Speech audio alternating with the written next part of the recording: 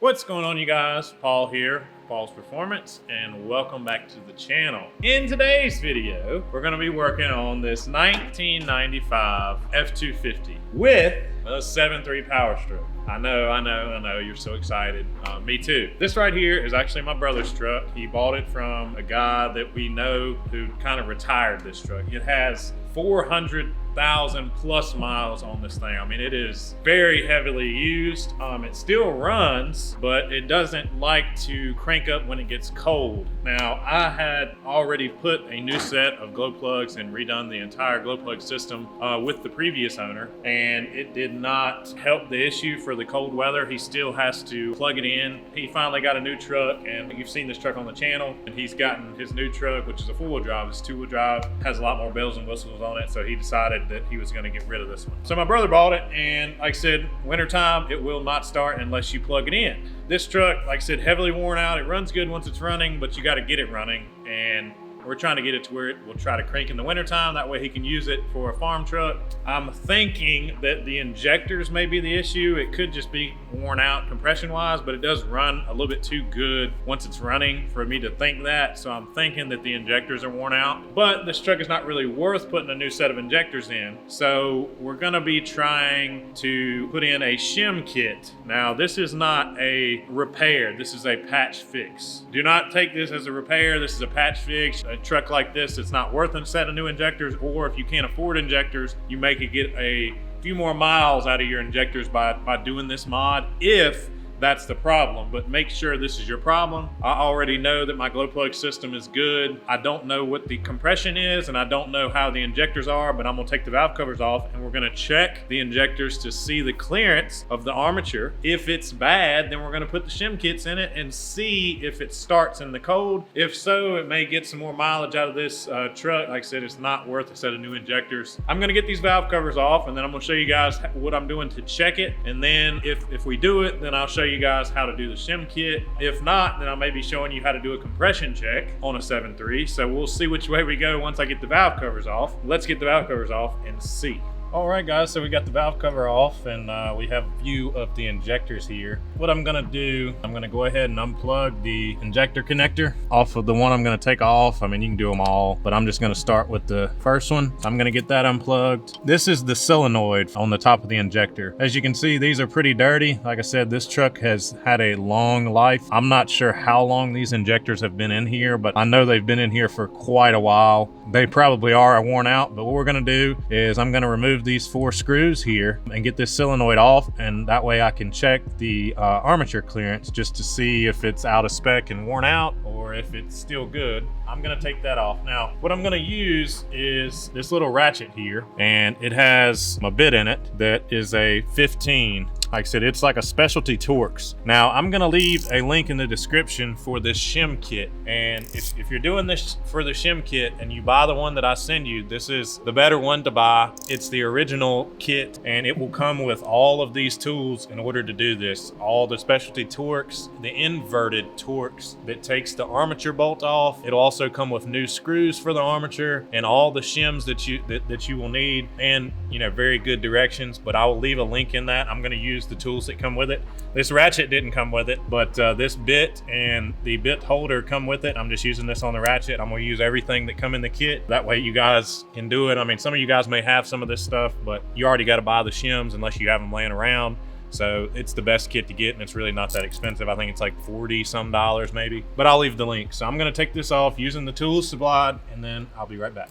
I have 2 solenoids off. This is what the solenoid looks like off. You have your 4 screws. You have your bottom side where your magnet surface is, and then directly underneath you will have this spacer plate that will be underneath this going in between the solenoid and the injector body. Just lift that off once you have that, and then that's going to give you the view of your armature plate here. So this is your armature plate. Now what we're checking for, and in this kit that you get, you're gonna get two little filler gauges that come in it. You're gonna get a 2/1000 and a 4/1000. What the maximum spec is apparently for these armature plates is 4/1000, and that's what you want to allow for perfect operation. Now what happens as these injectors get worn out is that clearance will go down to, you know, almost nothing. So that's what we're gonna check. We're gonna see if we can get this 2/1000 in there, and if we can't get the 2/1000 in there, then that's telling me that it's worn out. And I'll go more in depth than that once we get onto the bench over there. So what I'm gonna do is I'm gonna take this 2/1000 and I'm gonna see if I can slide it under this armature, in between the armature plate and the injector body. So I'm just gonna go under each corner. And so this one I can kind of get, but it stops, so that's not good. I should easily, you know, if this had proper gap, this was a new injector, this would go under there with no problem. So I can kind of get this one. If I go to the second one, I can't even get it to start under this one. So this one's too tight as well. So what we're gonna do is we're gonna go ahead and shim these. I'm gonna take those two and check those two, because depending on how far they are out of spec, you're gonna want to adjust the shims accordingly, according to this kit. The only other thing that I have to explain, this spacer plate is another thing that they like to modify. So on a lot of 7.3s, if you'll see how it has this little notch on the bottom here, and it's actually on both sides. That is so that hot oil, once you turn the truck off, can flow out of this area where the armature is. That way, once it gets cold, you don't have a bunch of oil gathered up in that armature plate area. And if you pull your spacer plates off and you don't have a notch already in it, and you have just the hole in the center, you'll need to modify this plate to have this notch. Use a Dremel, just make a little notch in the bottom. That way the oil can get out easier while the truck's hot, and you don't have 15, 40 thick oil in that armature housing that could cause it to be a little bit harder to operate. This already has the notch, which is great. We may make them a little bigger, probably not. New injectors should already come notched, but like I said, if you take yours out and you're doing this kit, make sure that you put the notch in there. That way this oil can get out of here. And also make sure that the notch goes down when you put this spacer plate in and not up, because that doesn't help you much. I got all my solenoids out and I've checked every one, and every one of them is either is all too tight with the 2000. There's two of them that I can get the 2000s to kind of start in, but it's really tight. I'll explain that in directions. But now I'm gonna have to remove this armature plate. That way we can shim that. You don't want to take this armature plate off because it will spin. What I'll do is I'll take this spacer here, just one of the spacers from one of the injectors. Try not to mix these up, put them back on the injector they come out of. Like I said, just to prevent any issue, but I'm gonna start those in there, and that's gonna hold that armature plate while I'll take my tool, this inverted Torx. We're gonna try to break loose our armature, try to. And the kit comes with new bolts for this. Once you get this one off, I'll show you here in just a second. I think I gotta go get the other bit. It comes with a extractor bit for if these don't wanna come out. So let me see if this one's coming out first. All right, good. But it apparently comes with an extractor bit. I have it over there. I didn't have to use it yet. So we got our screw out, and now I'm gonna try to grab the armature, try to dry it off. It's very slick, and we have it out. And as there you can see, we have our opening, we got our bolt and our armature. So we're gonna take this over there to the bench, and I'll show you what we're gonna do next. I have all my solenoids and spacers, armatures laid out here on my workbench. I have my shims, I have my directions that come with the kit. And so what I'm gonna do now is just explain to you exactly what I'm gonna do, show you what I'm gonna do. Like I said, the directions is gonna tell you exactly how to do it if you buy this kit. I'm gonna show you the difference between the kit I send you and the ones that you would get if you order it elsewhere, because I have two kits here. If you look right here, we'll start at the directions. This is the kit that I've sent you the link for, that's on eBay. As you can see, it's colored pictures and everything. Like I said, the directions are in very nice shape. This is the original plans. This is the directions for the kit that I got off of Amazon, which if you notice is the exact same as that, except it's in black and white and looks like somebody just copied it from those directions. Same directions, just this is a copy. That's the original. If you look at the shim kits, the paper bags is what comes with the original kit, and these plastic bag shims is what come with the one that I got off of Amazon. I have already used these shims. I'm going to use this other set. Like I said, I'm sure that the shims are fine. fine. I guess we'll see. Like I said, this is a farm truck, so I'm not too worried about it. So what we're gonna do is, it says in the directions, read through the directions for all the information to really understand it. But basically, we checked the clearance of the armature on the injectors. Now it says if it's a tight 2/1000, then you need to add a 4/1000 armature shim and a 5/1000 solenoid shim. If it's loose, that means if you stick this 2/1000 like we did, like I showed you, and it goes in there fine and it's nice and loose, then it says to only add a 2/1000 armature shim and a 3/1000 solenoid shim. None of mine are loose, they're all very tight, so we'll be doing the first half. If you're in the second half, it's possible that this may not help with your issue, in my opinion. But like I said, it's worth a shot if you want to do it. Like I said, this is not a repair fix, this is a patch fix. That's why I want to kind of explain to you guys what it is. Like I said, if you can't afford injectors right now, you could get, maybe get some more mileage out of these injectors until you save up. Or if you got a beat up farm truck with 500,000 miles on it, you can get a little bit more life out of it without having to put, $1,500 worth of injectors in a truck that is only worth $1,500. So what we're gonna do is, all of these are very tight with 2/1000. So there's two different shims. There's the shims that go on the armature shims, which have a smaller diameter hole in the center of the shim. And then you have the shims that go on the solenoid here that have a little bit larger hole. I'm gonna get these shims out and show you how we're gonna put them on. Just give me a second, I gotta get them out of the bag. They're pretty intricate. You need to make sure you only got one. So let me get them out. I got my shims laid out here, and I also noticed something different about the cheaper kit from Amazon.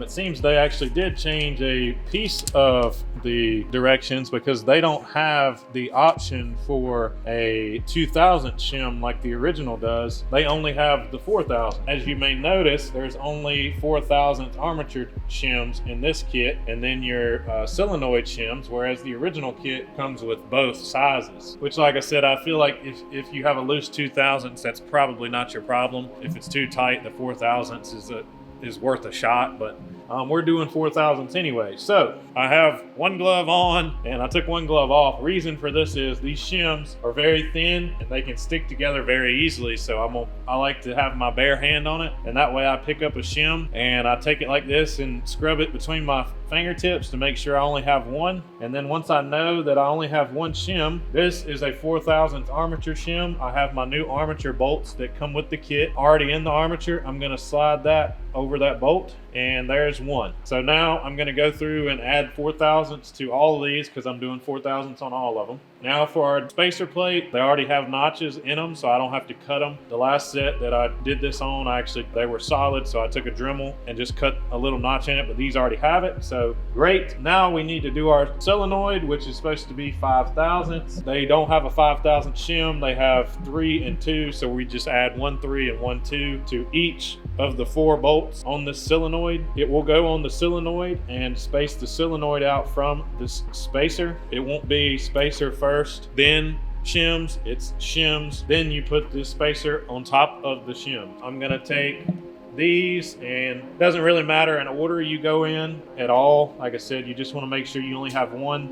This is the 3/1000, so I'm going to stick a 3/1000 on all 4 of these, and then I'm going to come back and add a 2/1000 on top of each one of those. Then once I have that, I'll be right back to show you the next step. So I got all my shims installed. Another thing I've noticed about this cheaper kit that I got off of Amazon, the shims, the cuts on the shims themselves are quite sloppy. A lot of these, especially the 3/1000 shims, even with me rubbing them together, it's like the center cut was cut when they were still in a stack, so it really holds them together. And I had one where I just looked at it and I was like, wow, it did not come apart, and I actually had to get a razor blade to spread them apart because my fingers didn't slide them apart. So the shims are just not as nice and easy as the other kit that I used, so I will not be getting this kit again, because like I said, for those of you guys, this would be a simple little mistake to throw 2 of them instead of just one in, because of how bad those shims are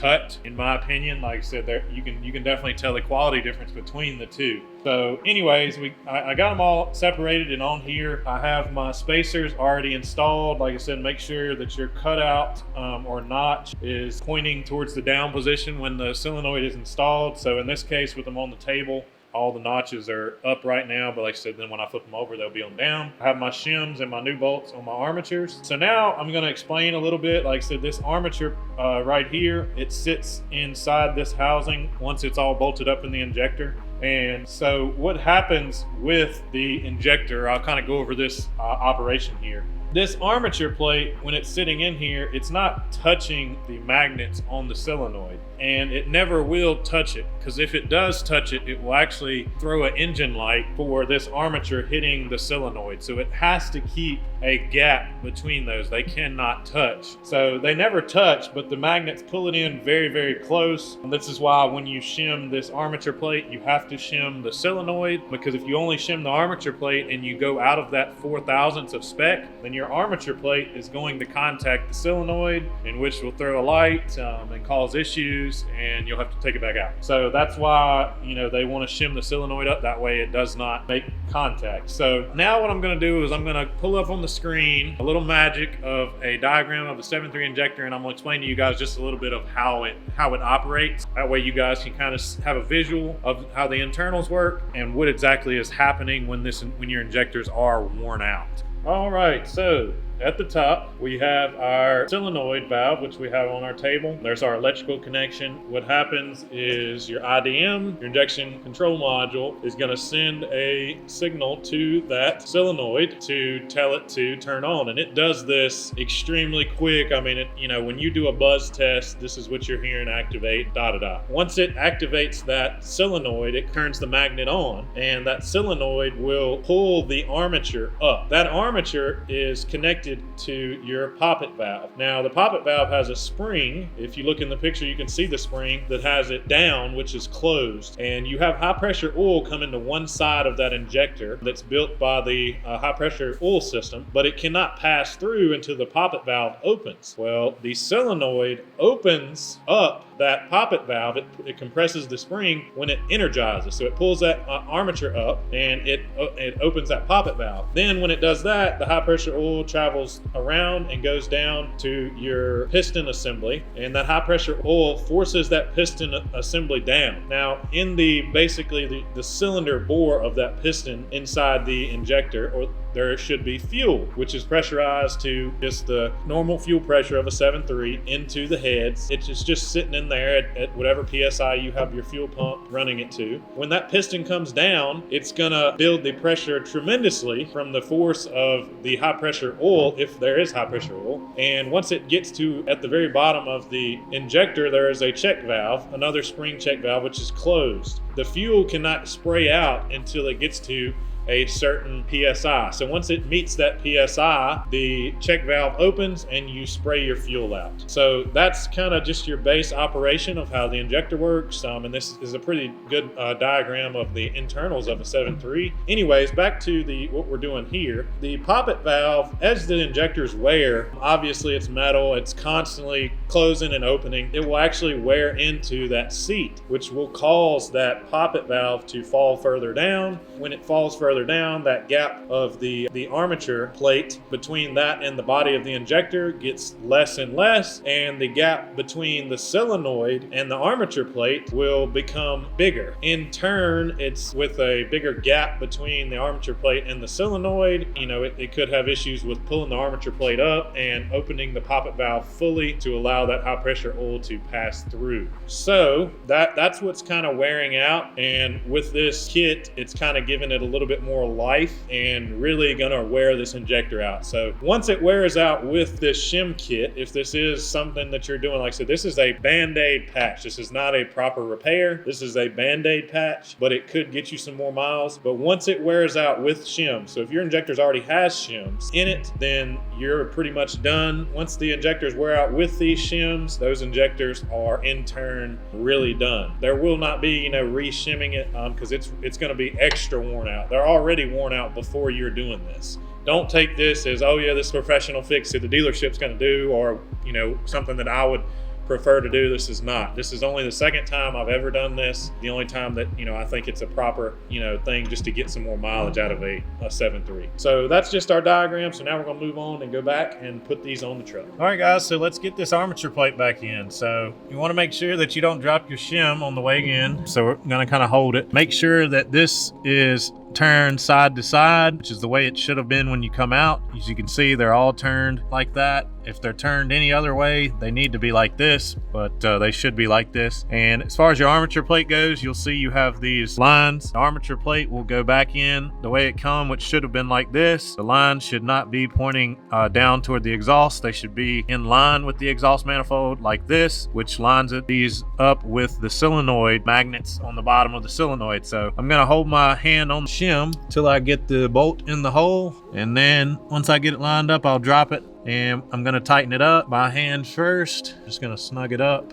And as you can see, I have one of the spacer plates from another injector holding this straight. That way I can tighten this armature plate up. There's no torque spec in it. It just kind of says tight. Not something you're going to be hammering on with the 1/2-inch impact. I would just get it tight by hand. You mechanics know what I'm talking about. You do not want to break this or over torque it, but just get it nice and snug. If you notice when it come off about how tight it was, just kind of match that. All right, guys, and before you put your solenoid back on, just make sure you take your 4/1000ths and make sure that you have a 4/1000ths gap in between here, and it's got a, I like to see that it's got a slight drag. That way I know it's not, too loose. So like I said, it's got a slight little drag on the 4/1000, so we're good. Here's my solenoid. I have my spacer on, which is holding on my shims onto there, so I don't have to worry about any of that. It's notched on both sides, so I didn't really have to worry about the orientation. Try not to drop anything. We're gonna get that lined up, and then we're gonna tighten down these the same and plug our solenoid back in, and then we'll be done with that injector, and then just repeat this step on every injector, and that's it for the shimming process. All right, guys, so that concludes the shimming of the 7.3 Powerstroke injectors. Me going over the kit, kind of explaining to you guys what it is. I'm gonna finish this job up and see if it helps with this particular truck. I'll let you guys know maybe in an update video if it worked or not. I've only done this on one other truck because, like I said, it's really a patch repair. It's not an actual good repair to do to these. It just could get you some more mileage. The other truck was the same issue. It had trouble starting cold, new glow plugs, everything, but if you plugged it up in the cold weather, it would eventually start after about 30 to 40 minutes of being plugged in. And his shims couldn't get 2/1000ths in, put shims in it, and now it cranks right over in super cold. He's had it 20-degree weather here, and it cranks right up with no issues whatsoever. His compression, everything else was good, but the injectors were worn out. He wanted to have a little bit more time to save up for injectors. So I will be eventually putting injectors in that truck, but for right now, it may get him through, another winter. I've seen other people say that, they've put another 50,000 miles on theirs with still no issues. So it's possible, but it's not a proper repair. It's really a patch, and I wanted to kind of explain to you guys how this worked and how you do it properly, and that way you guys can kind of understand what you're getting into if you are going to shim your injectors. If you guys have any questions about this, please leave a comment and I'll try to get back to you as quickly as possible. I'm here to help. Like I said, I'll answer any of your questions, try to at least, if I know the answer. And like I said, if you're gonna get this kit, I would stick to the one that I'm gonna leave in the description. It's the best kit to get. It's the original one, has the highest quality parts, and it's a complete kit. In my opinion, it's the better one to get if you're gonna go with this route. So I'll leave that in the description. As always, I appreciate you guys watching. Like and subscribe, and see you guys next time.